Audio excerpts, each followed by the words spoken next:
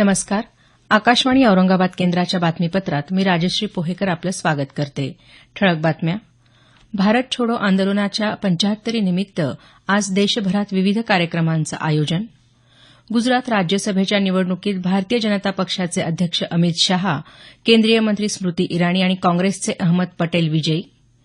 गृहनिर्माण मंत्री प्रकाश मेहता आणि उद्योगमंत्री सुभाष देसाई यांच्या राजीनाम्याच्या मागणीवरून विधिमंडळात गदारोळ, दोन्ही सदनांचं कामकाज तहकूब. मराठा क्रांती मोर्चात सहभागी होण्यासाठी राज्यभरातून लाखो मराठा समाज बांधव मुंबईत दाखल. आणि औरंगाबाद शहरातल्या अवैध धार्मिक स्थळं हटवण्याविरुद्ध प्राप्त हरकतींवर महापालिका स्तरावरच्या समितीनं सुनावणी घेण्याचे मुंबई उच्च न्यायालयाच्या औरंगाबाद खंडपीठाचे निर्देश.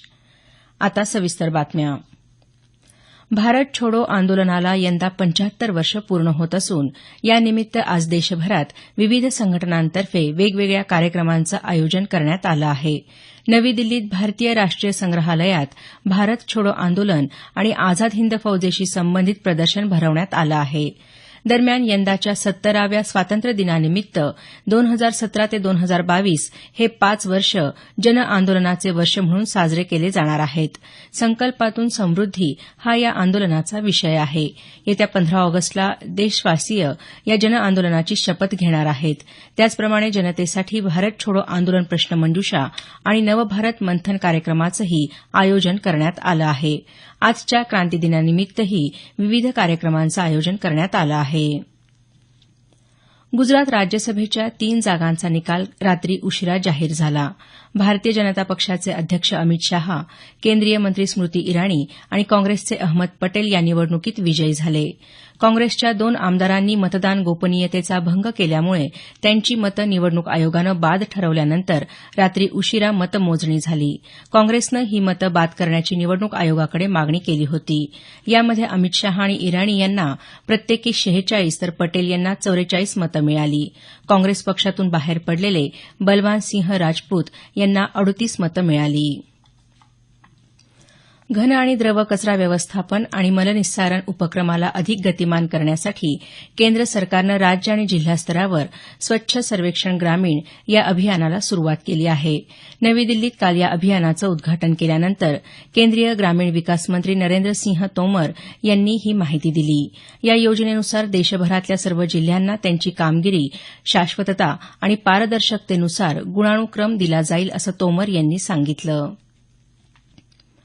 मुंबईतल्या झोपडपट्टी सुधार प्रकल्पातल्या कथित घोटाळ्याप्रकरणी गृहनिर्माण मंत्री प्रकाश मेहता यांनी आणि नाशिकमध्ये महाराष्ट्र औद्योगिक विकास मंडळानं संपादित केलेली 400 एकर जमीन पुन्हा जमीन मालकाला परत केल्याप्रकरणी उद्योगमंत्री सुभाष देसाई यांनी राजीनामा द्यावा अशी मागणी विरोधकांनी काल विधिमंडळाच्या दोन्ही सभागृहात केली.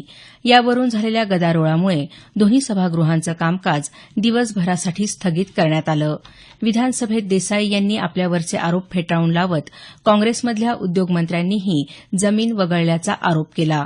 महामंडळाचा अहवाल आल्यानंतरच जमिनी वगळल्या असं सांगत याबाबत चर्चेची तयारी असल्याचं ते म्हणाले. महाराष्ट्र कृषी उत्पन्न पणन विकास आणि विनियमन विधेयक काल विधानसभेत मंजूर झालं. किमान 10 एकर इतकी जमीन धारण करणाऱ्या आणि बाजार समितींच्या कार्यक्षेत्रात राहणाऱ्या शेतकऱ्यांना कृषी उत्पन्न बाजार समितीचा संचालक थेट मतदानाद्वारे निवडून देण्याचा अधिकार मिळणार आहे. मात्र त्यासाठी संबंधित शेतकऱ्यांना बाजार समितीत गेल्या 5 वर्षात किमान 3 वेळा कृषी उत्पन्नाची विक्री करणं बंधनकारक असेल. मराठा क्रांती मोर्चाच्या वतीनं आज मुंबईत काढण्यात येणाऱ्या मोर्चात सहभागी होण्यासाठी राज्यभरातून लाखो मराठा समाज बांधव मुंबईत दाखल झाले आहेत. आरक्षणासह विविध मागण्यांसाठी हा मोर्चा काढण्यात येणार आहे. याआधी राज्यात असे 57 मोर्चे काढण्यात आले आहेत. सकाळी 11 वाजता मुंबईतल्या भायखळा इथल्या जिजामाता उद्यानापासून मोर्चाला सुरुवात होणार असून सायंकाळी 5 वाजता आझाद मैदान इथं त्याची सांगता होणार आहे. दरम्यान मराठा समाजाच्या या मोर्चाच्या पार्श्वभूमीवर मराठा समाजासाठी आरक्षण जाहीर करावं अशी मागणी विधान परिषदेत काल सदस्यांनी केली. सर्वोच्च न्यायालयातले ज्येष्ठ न्यायमूर्ती दीपक मिश्रा यांची भारताचे सरन्यायाधीश म्हणून नियुक्ती करण्यात आली आहे. न्याय मंत्रालयानं काल याबाबतचे आदेश जारी केले आहेत. सरन्यायाधीश जे.एस. खेहर हे या महिन्याच्या 27 तारखेला निवृत्त होत आहेत. हे बातमीपत्र आकाशवाणीच्या औरंगाबाद केंद्रावरून प्रसारित केलं जात आहे. आमचं हे बातमीपत्र newsonair.com या संकेतस्थळावरही उपलब्ध आहे. औरंगाबाद शहरातल्या अवैध धार्मिक स्थळं हटवण्याच्या मोहिमेसंदर्भात प्राप्त हरकतींवर महापालिका स्तरावरच्या समितीनं सुनावणी घेऊन यासंदर्भातला अहवाल उद्या न्यायालयात सादर करण्याचे निर्देश मुंबई उच्च न्यायालयाच्या औरंगाबाद खंडपीठानं काल दिले. या मोहिमेला आव्हान देणाऱ्या विविध याचिकांची काल एकत्रित सुनावणी झाली. त्यावेळी न्यायालयानं हे निर्देश दिले. दरम्यान समितीची यासंदर्भात उद्या बैठक होणार असल्याचं महापालिका आयुक्त डी.एम. मुगळीकर यांनी सांगितलं.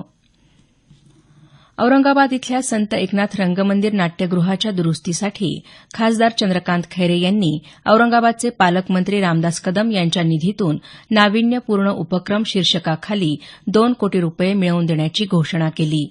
अभिनेते सुमित राघवन यांनी सामाजिक संपर्क माध्यमातून नाट्यगृहाच्या दुरावस्थेबाबत नाराजी व्यक्त केली होती. त्या पार्श्वभूमीवर खैरे यांनी काल नाट्यगृहाची पाहणी केल्यानंतर पत्रकारांशी बोलताना ही घोषणा केली. भटक्या विमुक्त समाजातल्या विद्यार्थ्यांच्या अंगभूत गुणांना सर्व समाजानं प्रोत्साहन देण्याची गरज असल्याचं उस्मानाबादचे जिल्हाधिकारी राधाकृष्ण गमे यांनी म्हटलं आहे. तुळजापूर तालुक्यात यमगरवाडी इथं भटके विमुक्त विकास प्रतिष्ठानद्वारा संचलित एकलव्य आश्रमशाळेत विद्यार्थ्यांच्या सत्कार समारंभात ते बोलत होते. या आश्रमशाळेतल्या विद्यार्थ्यांनी कला, क्रीडा तसंच सांस्कृतिक कार्यक्रमांमध्ये उल्लेखनीय कामगिरी केल्याबद्दल मान्यवरांच्या हस्ते त्यांचा गौरव करण्यात आला. ज्येष्ठ साहित्यिक सामाजिक कार्यकर्ते डॉ. भीमराव गस्ती यांचं काल कोल्हापूर इथं निधन झालं. ते 67 वर्षांचे होते. आक्रोश, सांजवारा या पुस्तकांसह त्यांचं बेरड हे आत्मकथन प्रसिद्ध आहे. देवदासींचे प्रश्न सोडवण्यासाठी गस्ती यांनी महाराष्ट्रासह कर्नाटक, आंध्र प्रदेश या राज्यातही मोलाचं कार्य केलं. संरक्षण, संशोधन आणि विकास संस्थेच्या हैदराबाद शाखेत ज्येष्ठ शास्त्रज्ञ म्हणून त्यांनी काम केलं होतं. भारतीय वृत्तसेवा विभागाचे सेवानिवृत्त अधिकारी आणि आकाशवाणी औरंगाबाद केंद्राचे पहिले वृत्त विभाग प्रमुख वसंतराव देशपांडे यांचं नुकतंच नांदेड इथं दीर्घ आजारानं निधन झालं. ते 85 वर्षांचे होते. दिल्लीत आकाशवाणीचे वार्ताहर म्हणून काम केलेले देशपांडे पणजी आणि औरंगाबाद इथंही आकाशवाणीत कार्यरत होते. 1 सप्टेंबर 1980 रोजी औरंगाबाद इथं प्रादेशिक वृत्त विभाग स्थापन करण्यात त्यांचा मोलाचा वाटा होता. बीड जिल्ह्यातल्या आष्टीचे ते मूळचे रहिवाशी होते. नांदेड इथले प्रख्यात डॉ. मोहन भालेराव यांचं काल दुपारी नांदेड इथं दीर्घ आजारानं निधन झालं. ते 81 वर्षांचे होते.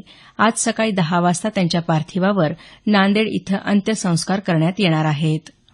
परदेशात असलेल्या लातूर जिल्ह्यातल्या रहिवाशांच्या कर्तृत्वाचा आणि ज्ञानाचा उपयोग जिल्ह्याच्या विकासासाठी करून घेण्यासाठी स्वदेश हा उपक्रम राबवणार असल्याचं जिल्हाधिकारी जी. श्रीकांत यांनी काल वार्ताहरांशी बोलताना सांगितलं.